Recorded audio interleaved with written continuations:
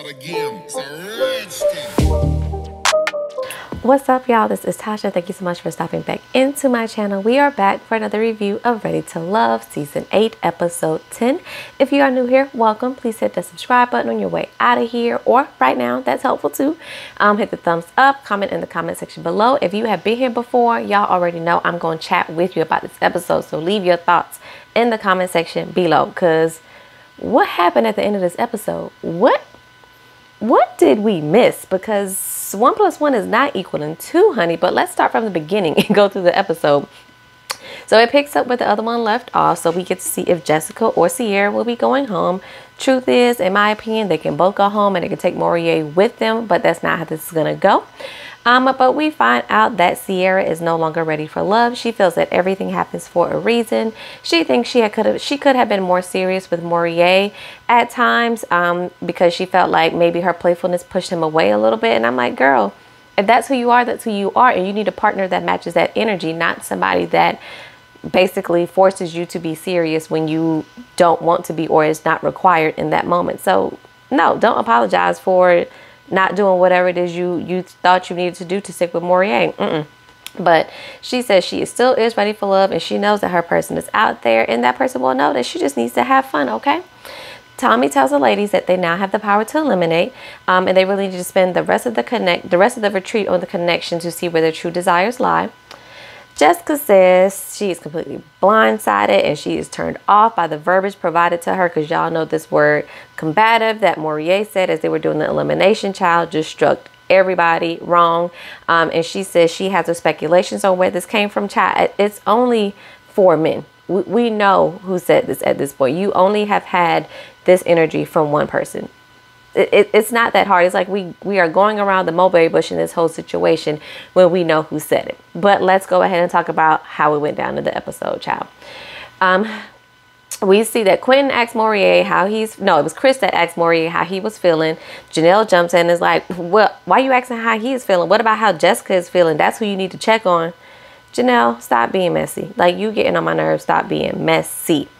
So Moriah asks Jessica how she feels, and she says it's best to keep her combative energy to herself. And I already knew this was going to be one of those episodes, child, that we were just going to talk. This was what we were going to talk about the whole episode, and I was going to be over it within the first 15 minutes, okay? I could see it coming. Janelle asked the guys how they felt comfortable using the word combative when dealing with the black woman, and the guys is like, feel as like it wasn't a universal feeling. That wasn't something that was unanimous. We didn't all decide on that.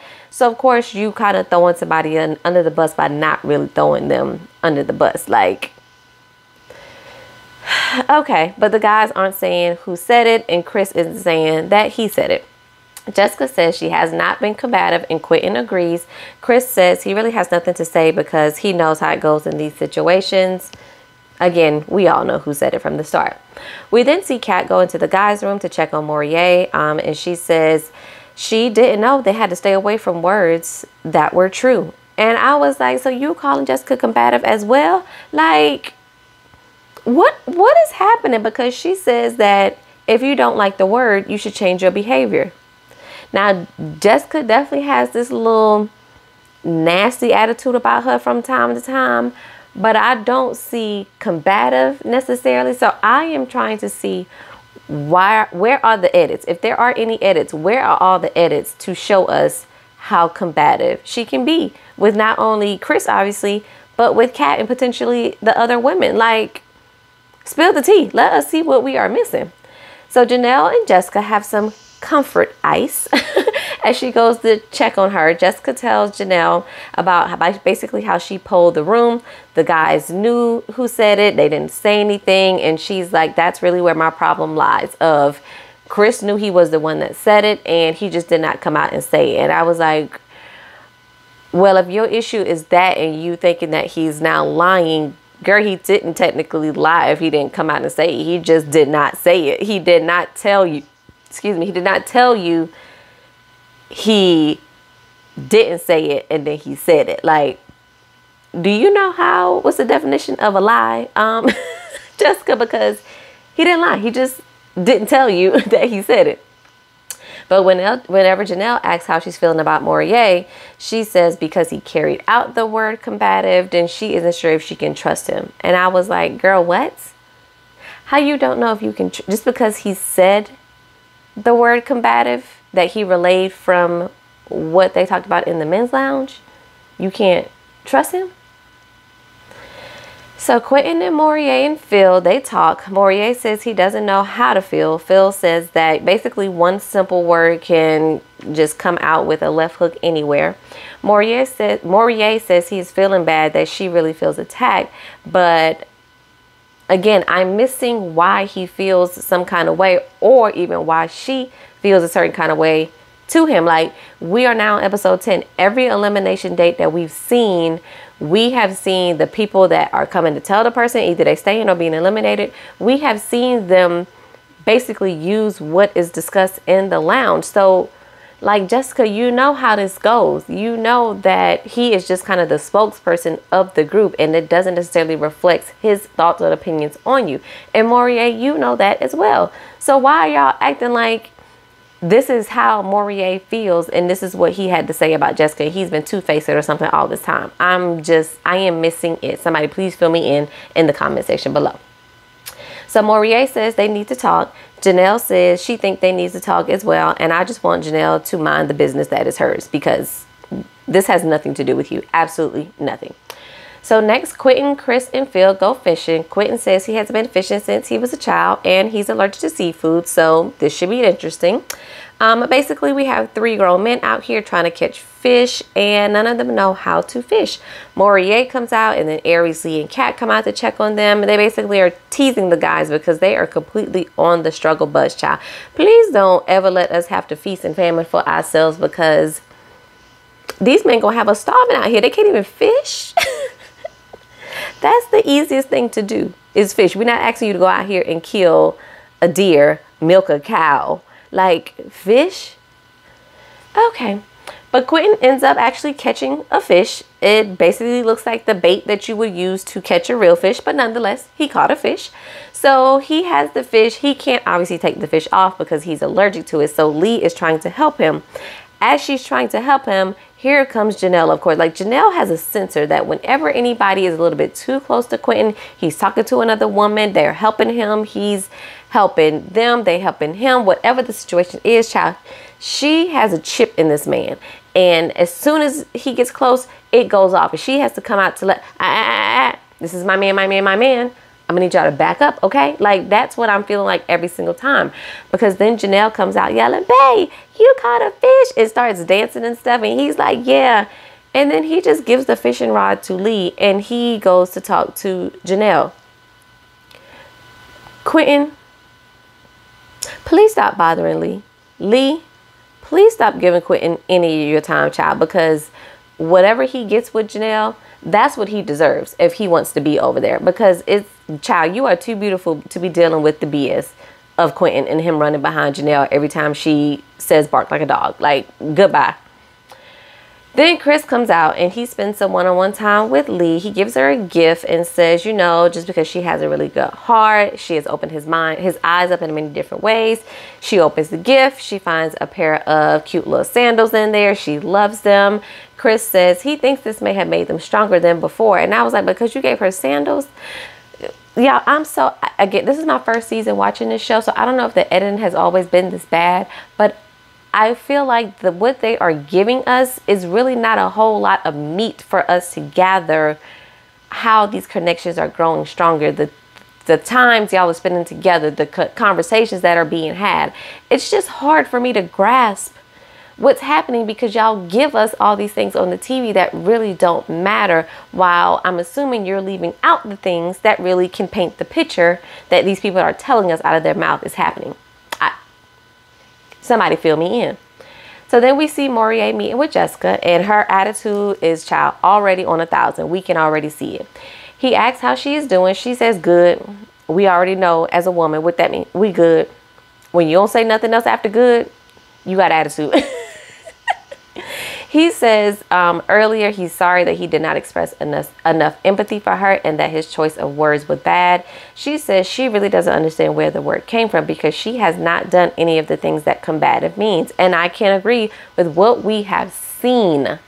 I don't know what's happening from what we ain't seeing, but from what we have seen, Jessica has not been technically combative in my eyes. She says when that word is put on a black woman, it sticks and it takes it that much longer to undo it. She says she hopes that people end up seeing her for who she is and she has no ill feelings towards him, but it's best that they keep it pushing. And I was like, so what that mean? So that mean you got no connections now? Because that's how I took it. You don't have a connection with Chris. Moriah was your only other connection. And you said it's just best that y'all keep it pushing. So no connections. All right. She says she knows it did not come from him, but as a black woman, she's not taking care of anyone else but Jessica. Hey, I ain't got nothing to say about that. Take care of yourself, sis. All right. So then Chris and Aries, they go out to play archery. I'm not sure why he's really wasting time with Aries because, in my opinion, Phil is her connection. Like, those two only have eyes for each other, child. But she says she's happy he decided to share this little sport with her, as she knows it's really been busy with them at the retreat and him trying to juggle with his connections. So they play. Aries does well. He asks her, you know, how she's enjoying everything. She says she doesn't want to overthink it. She just wants to make a good decision. Chris says he really knows that she and Phil have a connection, but he thinks he and Aries are a better fit. Can you tell us why? Can you elaborate just a little bit and tell us why you think y'all are a better connection? So everyone is getting ready to leave the getaway. Chris thinks he could be on the chopping block because of the situation with Jessica. Sir, you are absolutely on the chopping block because of Jessica. So back at home now, we see that Kat goes on a date with Moriah, and they both say their connection has been building, but they just needed some more one-on-one time. Y'all, I'm not going to keep saying it. These connections are confusing me at this point. We are episode 10. Why are we still in building new connections? I'm not getting it.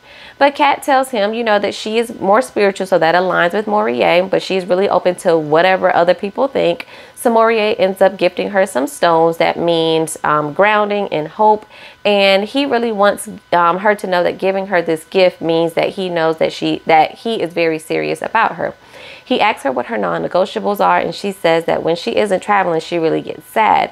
So obviously, her non-negotiable is she needs somebody that can travel. So Moriah says he is currently working on a dual citizenship and he wants to move out of the country in the next 10 years. Unsure if that looks like, you know, living somewhere for half a year and then back in the U.S. for the other half. They didn't really go into detail with that.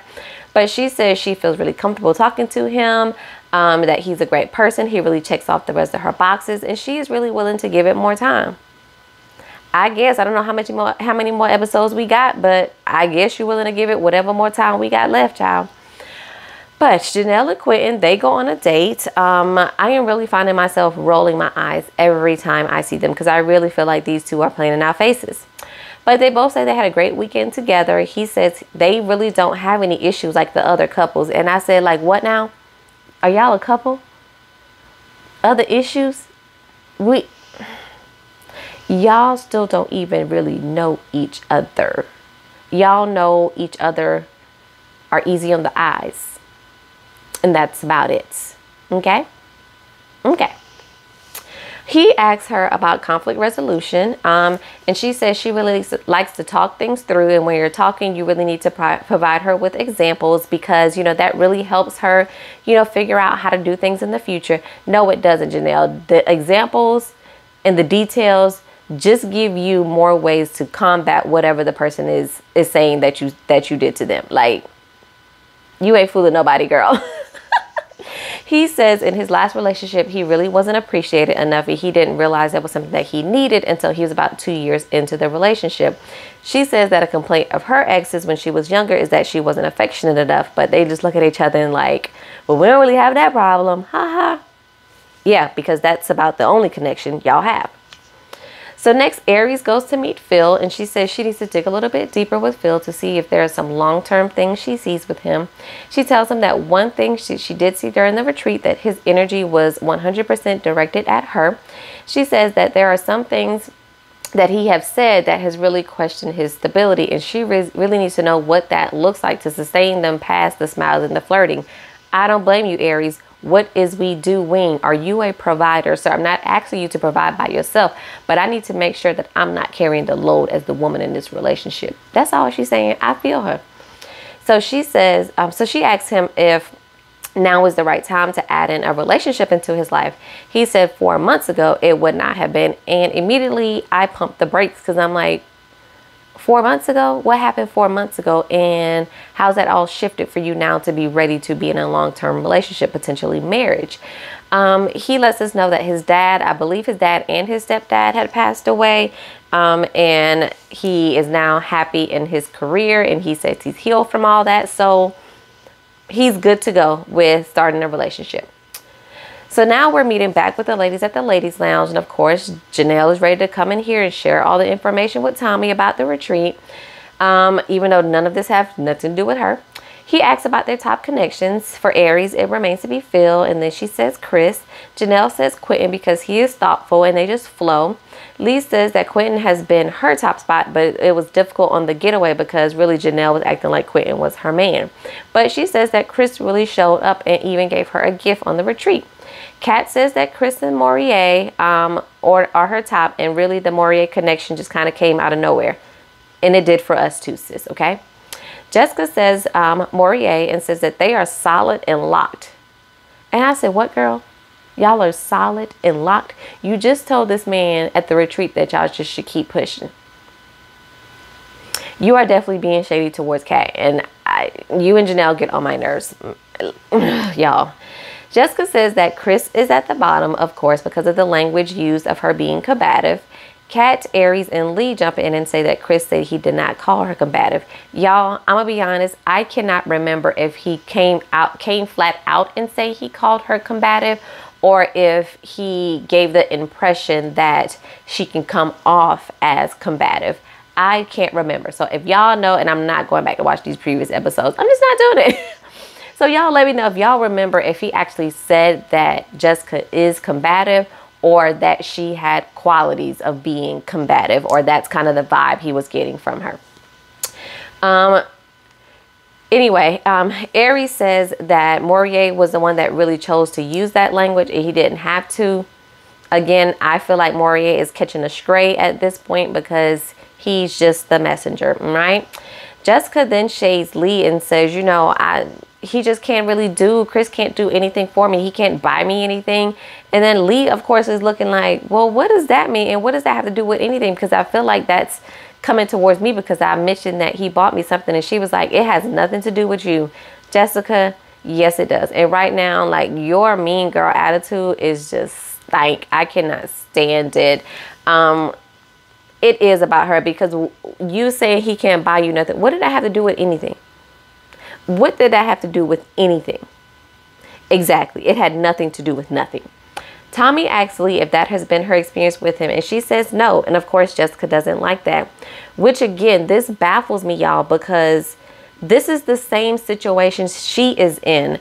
He experiences her one way and all the other men don't. She experiences him one way, all the other women don't. Like, Jessica, I don't understand why this is hard for you to gather, because you are in the same situation that Chris is in, girl. Just because it's happening to you and you don't like him, you don't want to acknowledge the fact that y'all are showing the same thing. It's the same. But Jessica cuts her off and starts talking about, you know, speaking of experiences, Chris said he wished he had experienced the Jessica that Morier is experiencing. And Lee says the same thing I am thinking. She says, y'all just didn't have the same experience with each other, and that is fine. Like, you acting like because you feel like you are great and the other men have experienced greatness of you, that you have shown that same greatness to all the men. Most women don't. Most women will show the most interest and be the softest to the man they are most interested in, honey. Like, stop acting like that. And then she says, oh, these ladies just won't understand what I'm trying to say. And Lee is like, it ain't that hard. And I said, I know that's right, Lee. It's not that hard, because you are then at this point trying to downplay as if these women are not intelligent enough to understand what you are saying. And it's perfectly simple to understand what you are saying. You just want everybody else to get onto the bandwagon of everybody hates Chris, no pun intended. But they just don't have that same experience. And it is fine, Jessica. It is fine. Whew, girl, y'all exhausting. But at the bottom is Chris, Morier, and Quentin. Everybody except Phil, child. Phil ain't got no problems with nobody. The room is clearly divided at this point. It's Janelle and Jessica versus everybody else. So now it's time for the elimination dates at the end of the episode. Jessica is meeting with Chris, and I'm like, this is going to be messy, but okay. He thinks the odds are in his favor because 3 of the women he have a connection with. And I'm like, I don't know why you would come in here thinking that, but go off, sir. At the same time, Morier is walking into a date with Aries. Jessica tells Chris that the weekend was eventful. Before I even get into how their conversation went, she already had the stank face on with him of like, yep, you walking in here and I'm about to eliminate you. So it really ain't no need for me to argue back and forth with you because your time here is over. That is the immediate vibe I got from Jessica of, I'm going to be cool, calm, and collected because he's going home. I felt very confident that if he was not the one that was going home, she definitely probably would have had a lot more to say verbally and would have amped it up just a little bit. Just my opinion, y'all. But anyway, Jessica tells Chris that the weekend was eventful, and Chris said he gained a lot of interactions on the getaway. Morier is telling Aries how she felt about the getaway, and she's like, I felt it went good, but you, on the other hand, you had a little bit of a hiccup there. Jessica tells Chris that they both agree that they did not have a connection, and she again asks what it is. He says that he really needed a softer side, and that was okay if she has that connection with someone else and not him because she just isn't his person. Exactly. Aries then tells Morier that he has pretty much fallen into the friend zone with all of the women. Same situation as Sierra. Jessica tells Chris that really it was the verbiage of combative that was off-putting and completely inappropriate. We switch it back over to Aries. She tells Morier that he is still ready for love. So we know now it's Chris that is going home. And this whole last couple minutes is when they totally lose me with the whole Chris and Jessica disagreement, argument, whatever we want to call it, that happened. Because Jessica tells Chris that he isn't ready for love. He tells her that he did not call her combative and he wants to give her the same respect, and he wants her to give him the same respect when he isn't around. And she's like, it's clear that you're feeling some kind of way about something. And Chris is like, it's not about something. Let's stop peddling around. And he says, you are combative and you are a mean girl. You and Janelle both. Definitely agree about Janelle. Now, Janelle can be the one that can be called combative and mean girl for sure. She says, I really think you're angry about some things that really have nothing to do with me, and you assume that they do. He says he's really trying to watch his words. He's really trying to respect her as a woman, but she isn't showing him any respect, and he is a man first before he is anything.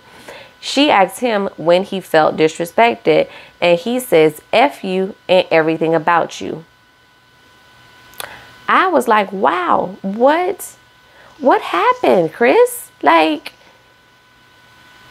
editors, y'all have had to chop and screw this scene up because I'm confused as to how we get from he's trying to watch his words and be respectful to F you and everything about you. Y'all have completely lost me. But she says she is happy she saw the real Chris, and basically he can yell and curse all he wants. She just is going to sit there calmly. And again, in my opinion, this was kind of an act in a show for Jessica because she knew he was going home. So there really was no reason for her to show a combative side or to get angry or upset about how the interaction was going home because she knew he was leaving at the end of this. So it was like, I'm going to sit here and act like I'm not causing an issue.